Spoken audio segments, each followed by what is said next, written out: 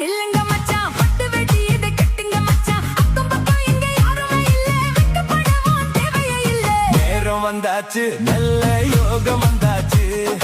நேரம் வந்தாச்சு நல்ல யோகம் வந்தாச்சு